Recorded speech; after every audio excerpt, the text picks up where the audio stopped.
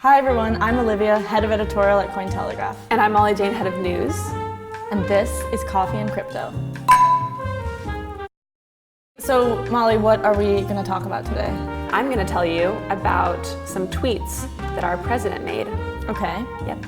And then I'm going to tell you about what the EU Central Bank said about Bitcoin. And then I'm going to tell you about a big hack in Japan. And then we're going to talk about NASA. And then we're going to talk about the first time that we heard of cryptocurrencies.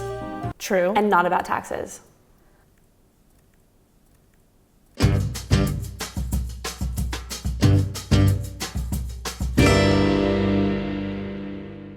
Our American president, Donald Trump, our American president, tweeted about cryptocurrencies and Bitcoin. But luckily, Olivia hasn't actually seen the tweets yet. So we get to see her reaction right now to what happens when the president of the United States tweets about cryptocurrency. I'm not a fan of Bitcoin and other cryptocurrencies, which are not money and whose value is highly volatile and based on thin air. Who knew? Unregulated crypto assets, crypto, capital C, capital A, can facilitate unlawful behavior, including drug trade and other illegal activity. That is such an original thought. Thank you. It's crazy that before this we thought that Bitcoin was only for good, but now he's shown us that it can be used for drugs. And I had no idea it was based on thin air. Similarly, I thought it was based on blockchain.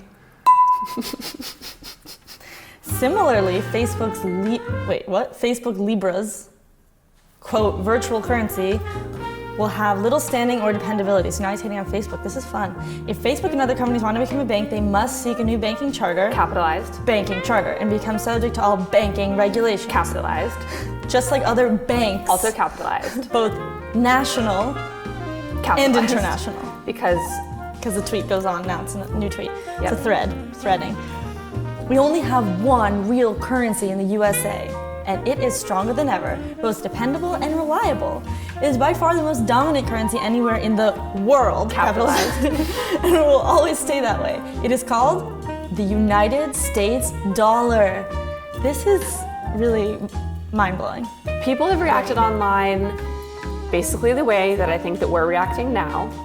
My favorite reaction of all of the ones I've seen is from Gemini Twitter, because they are tweeting and quoting the Winklevoss twins, the founders of Gemini, as if they're saying these quotations that are like quotations that should be memorable forever. So Gemini replies saying, "Bitcoin, it's freedom, it's very American," and then cites Tyler Winklevoss. Nice. You know, why didn't Tyler Winklevoss just tweet it? Obvious point, which is that like USD is cash, USD, or just cash in general, but especially dollars, are used for illicit activities, for the majority of illicit That's payments. the point. And if you go back to an old story that Cointelegraph covered a few months ago, or maybe even last year, some US high-ranking law enforcement officials said that they want criminals to keep using Bitcoin because then they can trace it on the blockchain. Can't trace a dollar, like you can trace a that's Bitcoin. another thing. If you're trying to be illicit, you should not use Bitcoin. It's pretty dumb. Japanese crypto exchange Bitcoin suffered a $32 million hack. Another hack. I'm not even surprised anymore. No. The only reason the reason this hack has its unique quality is that BitPoint was the exchange that the Mt. Gox trustee Kobayashi was using to sell Mt. Gox's Bitcoin holdings. Oh. Yeah, so I mean, it would have been pretty crazy if the Mt. Gox holdings were hacked, were lost. But this time it ended up being about $9 million of the exchange's funds, and then about in Bitcoin? XRP, Bitcoin, and other cryptocurrencies. So like the majority of it was customers' funds in Japan. And this exchange had received a business improvement order from the Japanese regulator. So again, not surprised. What happened exactly, or is it clear? Hot wallets were stolen. Their cold wallets were not compromised, apparently. Hopefully our Japanese team will be able to get more information. Such we'll probably most likely do a follow-up, which you can read on our site, which will have more detail than the news piece. So just wait a little bit for that. Mm-hmm. A little bit. Just a tiny little bit. My next thing I wanted to tell you about kind of connects back to Trump better, but whatever, which is about the eternal question that everyone wants to know, that everyone's constantly asking themselves before they fall asleep at night, and that is Bitcoin a currency? Is it? Well, Who doesn't think that it is? thanks for prompting me. The EU Central Bank. So Oh, that's kind of big. the EU Central Bank, yeah, it's big. EU said in a tweet, just funny, quoting their chief economist, Philip Lane, no, Bitcoin is not a currency. It rather is an asset and it is very volatile. So there's a few things here. First of all, it was part of like a Twitter ask me thing with the hashtag #AskECB. I don't know, it's like there, ask me anything. So they're answering a question, does ECB have plans to add Bitcoin to its reserves? And they're like, no. Bitcoin's not a currency, it rather is an asset.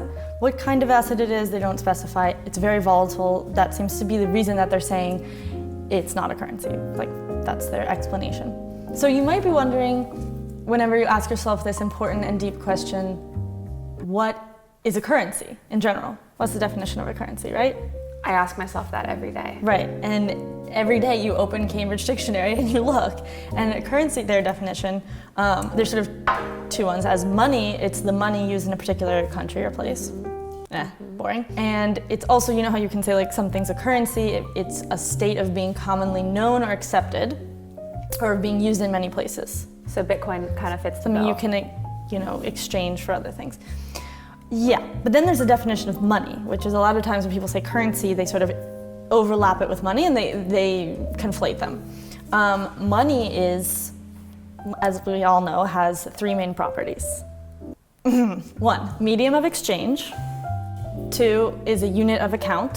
So like, does that make sense? Yeah, of course. I'm not gonna explain Makes it. perfect sense to me. Unit of account, like how you can say you have a certain amount of something. Yeah, like In a rocks. certain unit. It's like in a dollar, in a rock. Yes. How many rocks do I have? Pebbles in a rock. Except for rocks, like you probably can't exchange for anything, so they're probably not money. And also store of value. Store of value is the third property of money, or function of money. And that's something people debate also, like, is Bitcoin a good store of value? Because like today it's 10,000, tomorrow it's 1,000. It's not actually true, but you know what I mean? Like, it's the volatility for a lot of people is the key reason why Bitcoin is not a good store of value, which is only one of the three functions of money. So we have currency of money. Does Bitcoin fit those three criteria? In some cases, yes. But this bank doesn't think so. Well, it's not accepted as, like, for example, it's not accepted as a medium of exchange anywhere you go, but neither is the dollar. But in a particular country, for example, it's hard to use Bitcoin in that definition because that's an old, outdated definition. Bitcoin has no borders. Bitcoin has no borders. That's Why it. don't you tell us about the first time that you heard of Bitcoin? Because I think you had a problem with that. Yeah, so I'm trying to remember, I was just telling you this story, what year it was. 2013, the first time I heard about 2013 you Bitcoin. said. It was 2013, I was not working for Cointelegraph by any means. And my little brother was a freshman in college, and he, not me, but he got sort of offered by a friend of his to invest some money in Bitcoin, but the way it was phrased was like, this kid, this freshman student, was like, I'm gonna collect money from all my friends and buy Bitcoin and trade it. Or maybe he was just buying and selling, like maybe he wasn't being a day trader, but at that point it cost so little and it was like so unknown for most people.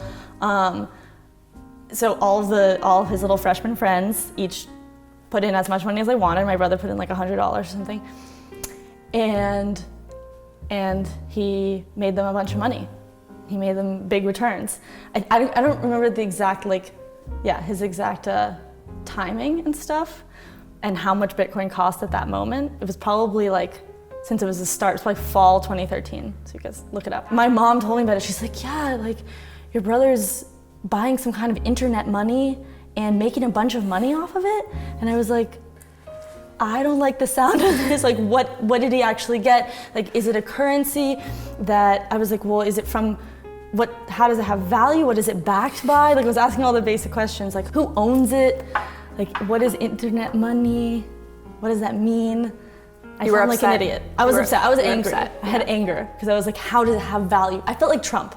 I was like, look, it's not based on sorry, getting agitated.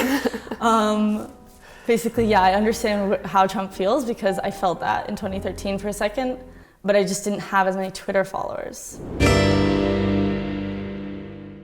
One of the reasons I'm wearing this shirt, other than that it's from our merch store and you can buy it and it's pretty cool. The link below for our merch store. Other than that is because a computer scientist who works for NASA mined Bitcoin on a 52-year-old Apollo guidance computer, very old computer. I bet he made millions. So no, he didn't, because basically he said, this is the best part, he reported that because of the like hash power being very small, he said that it would take, quote, 1 billion times the age of the universe to mine a block.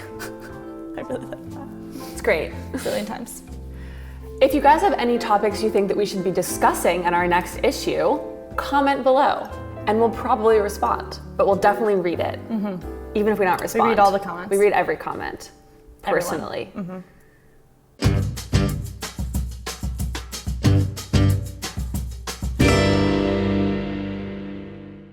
Cointelegraph. Like, subscribe, and hodl.